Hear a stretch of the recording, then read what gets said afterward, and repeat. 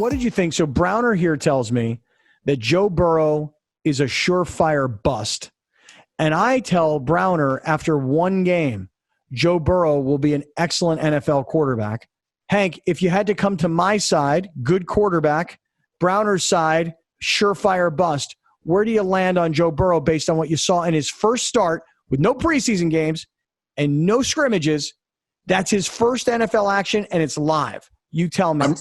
I'm right in the middle, and I lean towards you, Scott, because the hardest position to evaluate and learn to play in all of sports, not football, all of sports, is to be an NFL quarterback. I agree with that. I've told you the story about Drew Brees, right? 8 games into this season, his first season as a starter, we get on a charter flight, and Drew, his head is hung down. You know, he's like 50-50 interceptions and touchdown passes. He's making stupid mistakes. He's not playing well. And I looked at him, and he's sitting by himself on this flight wherever we were going. And I went back to my seat, and I got on the internet, and I went, okay, let me see what John Elway, Dan Fouts, Joe Montana, Dan Marino. I looked at all these guys, what they had done through the first 8 games, and their numbers, surprisingly to me, were almost exactly the same as Drew's. So I wrote them all down, put them in an envelope, went up to Drew. I said, Drew, do me a favor, do yourself a favor. Read this when you get to your room tonight.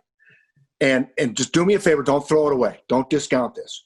He read it. I saw him at Team Snack that night. He came in with a big smile. He goes, I had no idea that all those guys struggled like I'm struggling. I go, dude, you do get that it's the hardest thing in the sports to do. It is, and there is a learning curve. You can be helped by the people you have around you.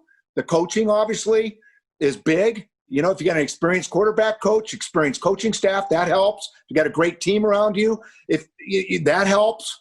But, you know, people forget a guy like Patrick Mahomes. You know, he sat for every game except the final game. He started one game. The final game is rookie year. He got to watch maybe the consummate pro, Alex Smith, learn how to prepare, watch from the sideline, learn the struggles, do the reads, you know, and all those things. So I think that we got to give this guy – I don't think we know on any quarterback until a year or two. Do I like what I saw? I thought that last drive was fantastic. You know, judging on that, I thought that was a real positive indicator. But the shovel pass he tried to force, the interception to Melvin Ingram, to me that I'm going, dude, you had me and you lost me. And then the last drive, he had me again. And then didn't he also overthrow A.J. Green right before he threw that pick? He did. But he also had a couple long throws where guys just gacked it. They just threw up. Just had it. Should have been big gains, and they had drops. So what did you think? So then what's your takeaway, Hank? What's your takeaway on the Chargers? Because, again, I want to hustle through a bunch of stuff here now. What's your takeaway on the Chargers? For me, rookie quarterback with no preseason who has them in a position to win the game doesn't bode so great for what I saw out of the Chargers. You know, I liked a lot of the things they did on defense. I love the guys up front, the front 7, the middle linebacker, the rookie. I thought was fantastic. In his first time starting, you know. And then, you know, Bosa was Bosa. Ingram made the big play. I liked a bunch of guys. I liked the 3 corners. I think they got a real issue at safety. I think that, you know, Rayshon Jenkins is not doing it for me. And the other guys that are starting at the other safety position that played, Desmond King and gosh, who was the other guy? I don't know. But what about Hank, you usually don't have a solid backup when you have a guy like Derwin James because you anticipate that position being filled. And so you don't really put a guy of substance, and because that's wasted money at that point, having a good player and a great player at that position. So I'm more concerned about them not being able to penetrate the offensive line against the Bengals. Again, yeah, well, let me tell you, they did rush. They ran the heck out of the ball, 155 yards, and they averaged over 4 yards a carry. So if you're doing that, you're penetrating, and you're winning at the line of scrimmage. So, you know, I think if you're asking me about the Chiefs. Right. That's not going to do it against the Chiefs. You can have 200 yards rushing against the Chiefs, and they'll come out in 5 passes and have 35 points. And so that it's kind of like this division this year with the exception of the Raiders, because I think Drew Lock's a really good quarterback, and I think with the weapons around him, he's going to produce. And that running back the Broncos got, he looked like he's going to have something out to go for the Chargers as well. And so I think this division is going to really put this defense to the test. The offense, I don't know. I'm a Tyrod Taylor guy, but I'm down.